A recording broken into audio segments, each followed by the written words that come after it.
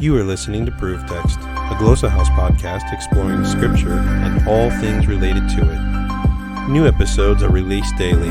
For more information, check out glossahouse.com and subscribe to our channels on Spotify and YouTube. Welcome and enjoy. Hello and welcome to Proof Text. I'm Michael Halcomb. I'm here with J.M. Smith, and this is an episode of 10 questions. What we do here is we each get 5 questions, looking at just a random Bible verse, and hopefully demonstrating for y'all what you should do when you encounter a verse out in the wilderness, in isolation, on its own, on a mug, on a t-shirt, on a calendar, in a book, wherever. The kinds of questions we should be asking when we see those kinds of things. So, JM, you all right? I'm doing great, brother. How are you? Good, I'm all right, bro. Hanging in there. Let's just get to it. Let's get right to it. All right. I'm going to put the text up on the screen. Today we're at Job. We're in Job. Job, the last chapter of Job. Job 42:10 is where we're at. Job 42:10. If you're watching, you see that up on the screen.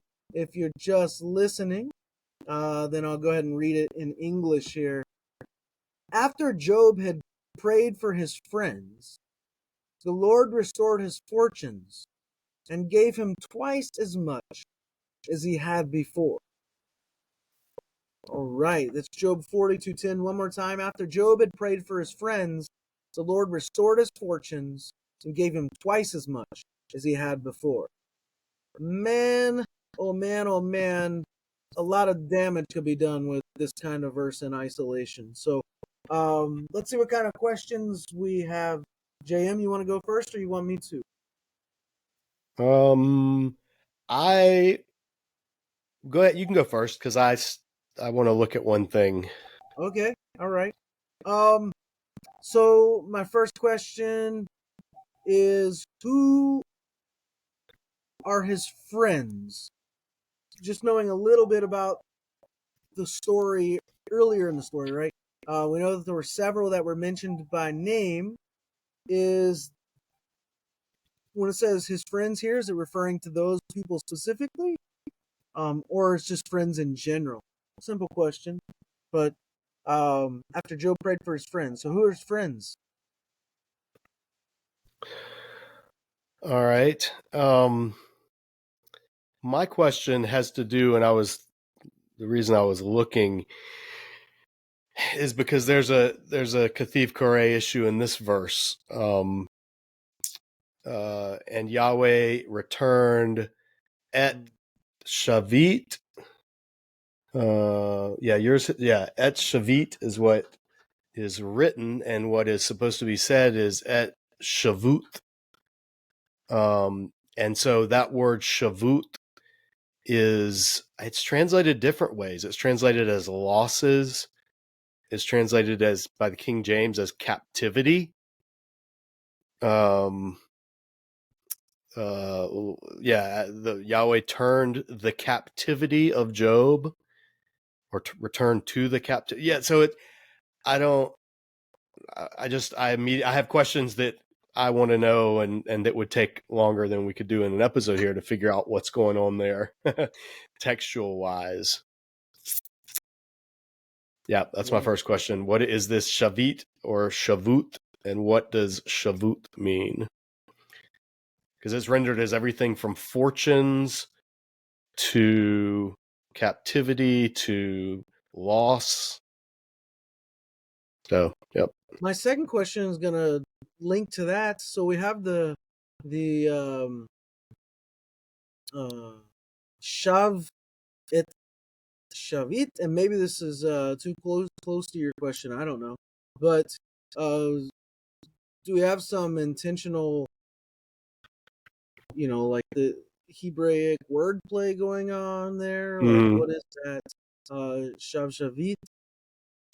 By the way, I know that a lot of people, when they have that tav without the pointing, the dagesh, will say the th sound. I don't. I know a lot of people do. That's okay. So I know what I'm doing. It might not sound like I don't know what I'm doing, but So I do that on purpose. So Shavit. Yeah. My second question is this let's see, 42:10. This is narrative. I mean, it builds off your question, like shav and shavut or shavit, whichever that is. I think you're right to ask, because I think that's clearly some type of wordplay. But I would want to know how poetic. This section isn't poetry, from what I can see. This is narrative, but how poetic is this narrative intended to be? Like how literary is this ending? And that question you asked is what makes me ask that as a follow-up question. Yeah, why does the NIV totally leave that out? That's my second question, the first bit. And God returned, the implication after he returned him from his captivity or whatever. It doesn't, the NIV doesn't even have that. It just picks right up at the Palal here. Eov, in the Palal form. That's a mouthful in Hebrew. Palalo. So why doesn't it include the first 4 words? Or so 5 words. Does that make sense? Do you understand what I'm saying? Yeah, there's transposition, or at least the NIV I'm looking at puts it later in the, or I guess that's where they're trying to get. I guess that's where they're getting after from, or after Job. Yeah, there's the clauses are moved around. I don't. So you're saying that this bit, the Lord restored his fortunes. The Lord restored is coming from that first bit. I think that's how I take it, that they're rendering shav, shavit is that Lord. They're rendering it as restored fortunes, I think. See, I was taking this Vayosef, Yahweh or Adonai Vayosef. So Yahweh added. I was taking that as restored, but I see what you're saying. Yahweh added to each one, to each one. To Job and interesting. And doubled or gave his seconds. So I don't know. I don't know if I'm convinced by that, dude. Maybe you're right. I don't know if I'm convinced by that argument, but maybe. I don't know. I'm looking at, but between us we have 3 different NIVs, is what I'm realizing. And so there's, I don't know which NIV, 84, 2011, and then there's another one, because this is 2011 anglicized. So it says 2011 October. I wonder if the anglicized is so the 2011 I'm looking at says, after Job had prayed for his friends, the Lord restored his fortunes and gave him twice as much as he had before, which I think that's what yours had, right? Yeah. And then the other one, after the other NIV says, after Job had prayed for his friends, the Lord made him prosperous again and gave him as much as he had before. There was a difference. I don't know. It might have been in one of our other episodes, but Bible versions will like put out these very slight updates every now and then, where they change a couple of words here and there, and sometimes it can lead to question about which version it is. I just realized, as you're saying that, I mean, we've done a bunch of these episodes, dude, you and I, and every time we inevitably, it comes back down to, I mean, some of the questions are going to come down to words, right? Yeah. Every time, 100% of the time. And this is why it's so important to have some facility with the languages. I think it'd be so hard to do like really deep and solid Bible study with no understanding of the languages. Like, and I don't want to like beat up on people who don't have language faculty, biblical language faculty, but man, it's I can't imagine like and I guess I've been in it so many years, but I can't imagine not having the ability to do that. Like, Yeah, it's one of those that you have to walk that balance between, you know, you don't want to be a language snob because there are amazing preachers and teachers and Christians that don't have the biblical languages, but I think what makes them amazing is they don't try to come off as if they do, and they have a humility of like, I don't know the answer. That's a good question, and then they go look and they try to find. That's where I see those people who don't have facility in the languages really, the ones that they compare all the translations that they have access to, yeah, and they're like, they hold their conclusions with loose hands exegetically. I have a lot of respect for people that are like that, but also in what you're saying, I'm like, I want to tell them, but it's really not that hard to get a little bit of right, right, competency in the languages. And so as somebody that runs Glossa House, like I think you absolutely feel that burden, and that's what you guys try to do is make these resources available to people. And that's the way I look at it with Disciple Dojo is like, yeah, we don't put the languages on the screen to show off. We put it to show our work, yeah, so that people can check up on us. And, you know, people I'm sure have watched these episodes before, and I've made mistakes in my grammar talking to you that like afterwards I'm like, oh wait, no, I didn't mean to ask that. I know this answer. Or, you know, like it's just, it makes it so much more transparent, yeah. which I think is a good thing for teachers. But I yeah. yeah. I heard this week, I read it somewhere actually, that Muslims in, I think somebody said it was Morocco or something like that, but Muslims in whatever place this person was mentioning have now started learning Koine Greek so that they can proselytize, evangelize, and debate Christians Hmm.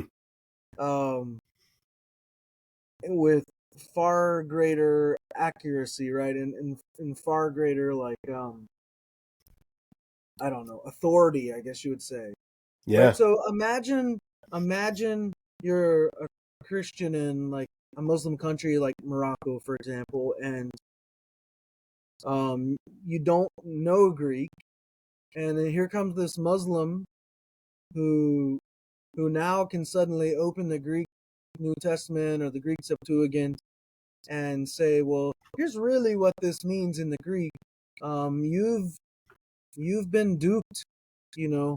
And Hmm. if you're a Christian, you're thinking, oh my gosh, like in the Greek language, or like, and I heard the same about Hebrew, like they're learning Greek and Hebrew to be able to do this. Not just Arabic, right? They know they're Arabic, but now Greek and Hebrew so they can do this.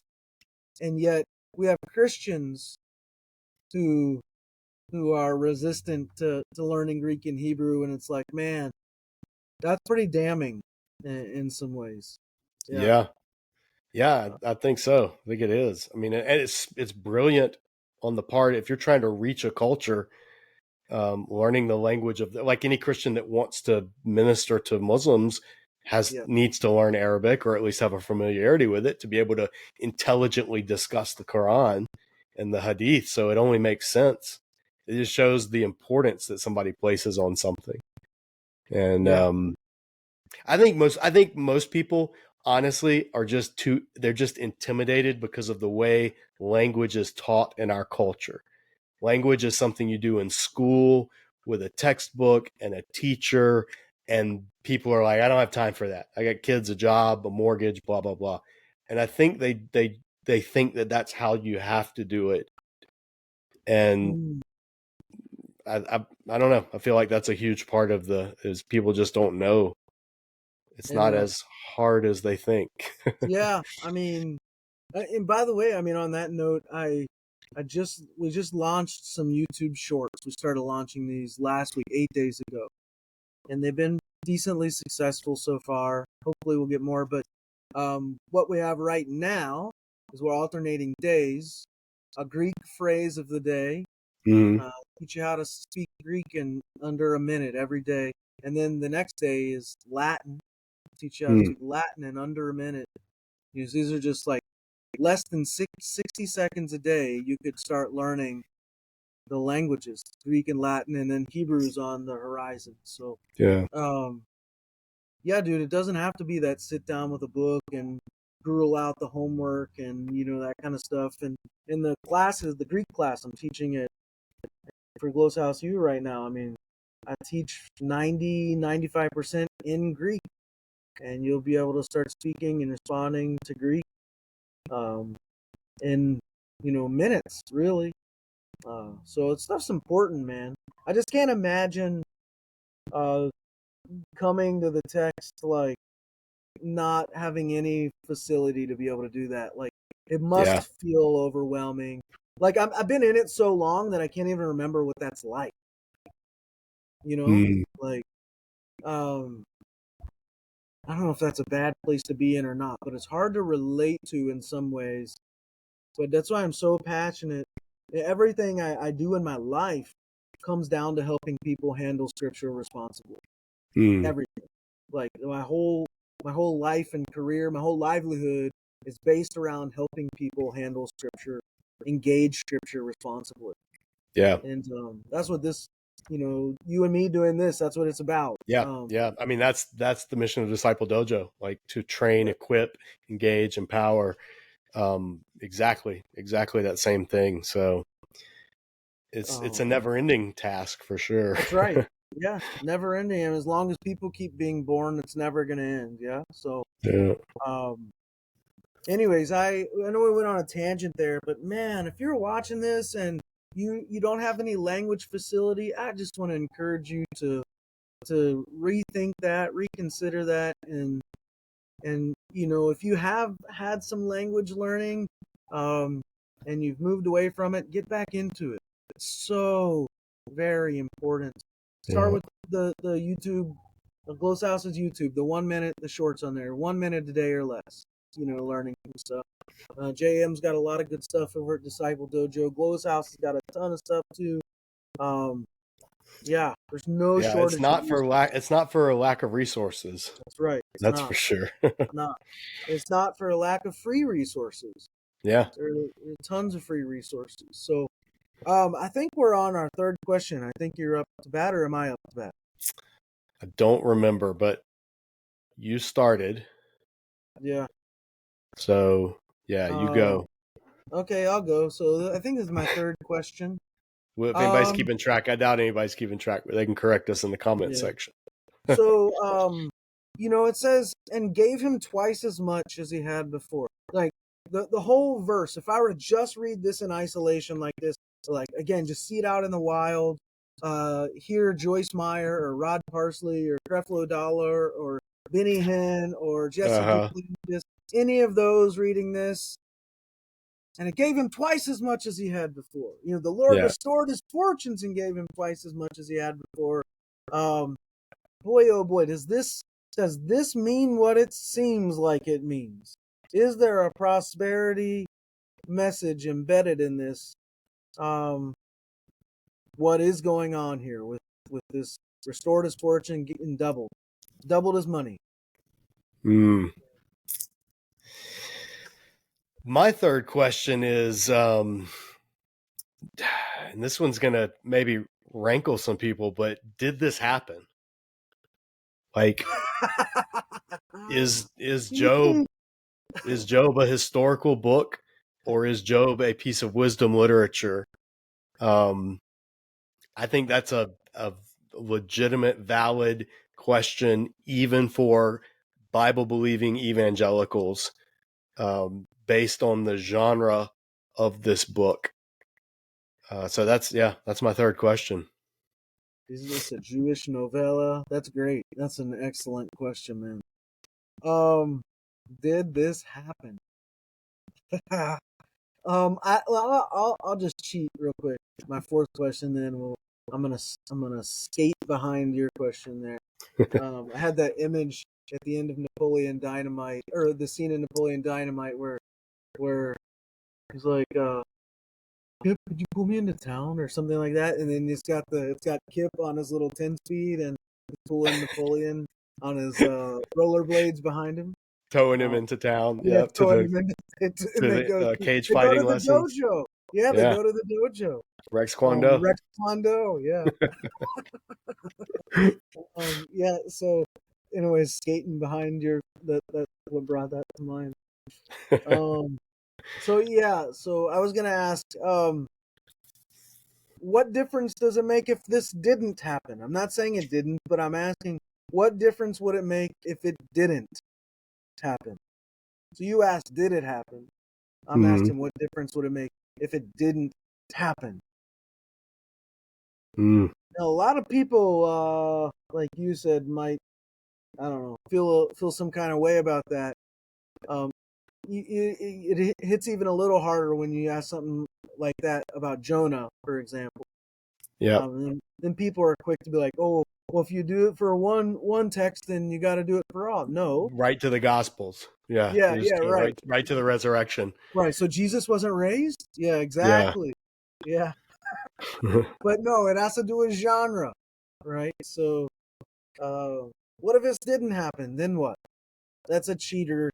That's kind of a like softball-y type question, but yeah. That's my fourth. So I think we each have. All right. My fourth would be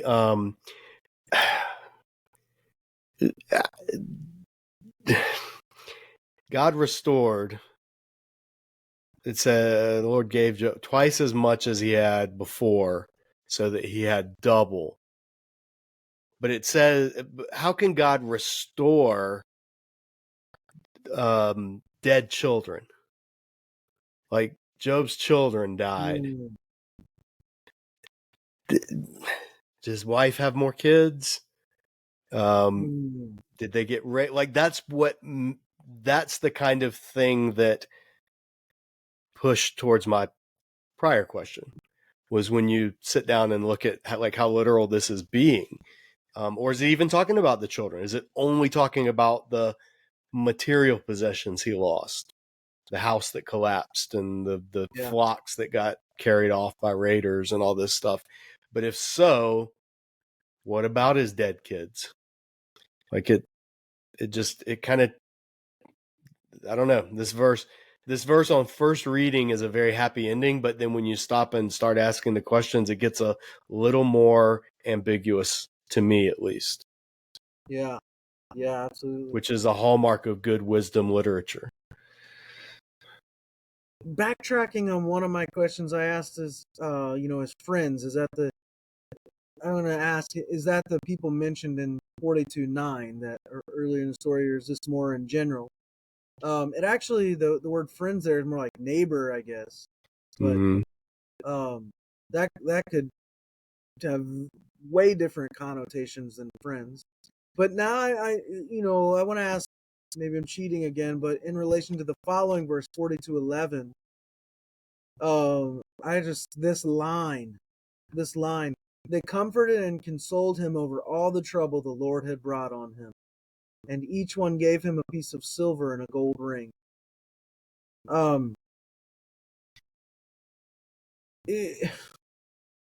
Part A of the question is that giving him a piece of silver and a gold ring, is that how he acquired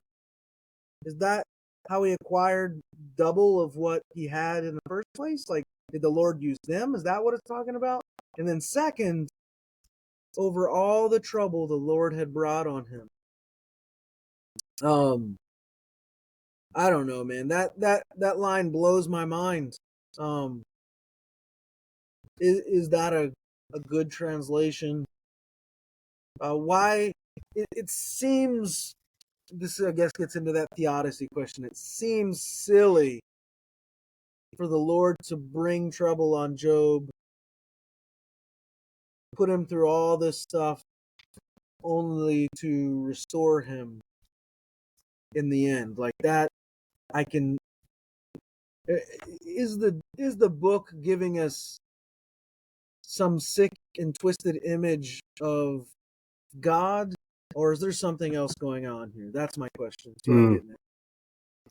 My last question then would be building off of that, since you moved into that next verse, because upon all the ra'ah, the calamity, disaster, evil, trouble, however you want to translate that, misery, it says that Asher Hevit, that had he brought Yahweh upon him.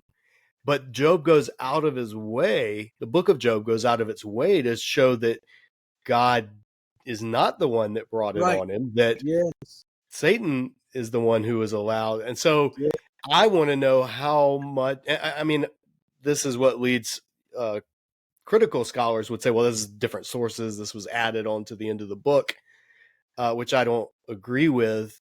But even if that were the case, why would someone add something to the end of the book that blatantly contradicts the entire thrust of the book? So is this just like the implied perspective of the friends? Like, oh, God brought this all upon you. Or is this the voice of the narrator saying all the trouble that God had brought upon him? Yep, that's my last question. Dude, so crazy. Amazing. I mean, this episode went a little longer than usual, but it's really incredible. I mean, just when you slow down and take the time to ask questions like this, all the possibilities it opens up. You know, gosh, I have so many questions now. But we're gonna stop there. Are we done? We both got 5, yeah? I think so. Yeah. Wow, that's fascinating, bro. Thanks for your time, JM. Appreciate it, man. Appreciate you. My pleasure. Yeah. Thanks everybody for watching and listening. Man, I just hope these help. I hope they're encouraging to everybody out there, and that they sort of light a fire in you to engage scripture more responsibly. Yeah. Check out discipledojo.org, the Disciple Dojo YouTube page. It's got some merch over there now. Check out glossahouse.com. Sign up for some of our classes, our library, subscribe to our library, and then check out our YouTube page as well. We appreciate y'all. Thank y'all. I'm gonna stop there and say I hope that helps. Interested in growing your ancient language skills but not sure where to start? Glossa House can help. From illustrated readers and short stories to lexicons and grammars, Glossa House offers a variety of resources for beginning, intermediate, and experienced ancient language learners. Head to glossahouse.com today. Glossa House, language resources for the global community.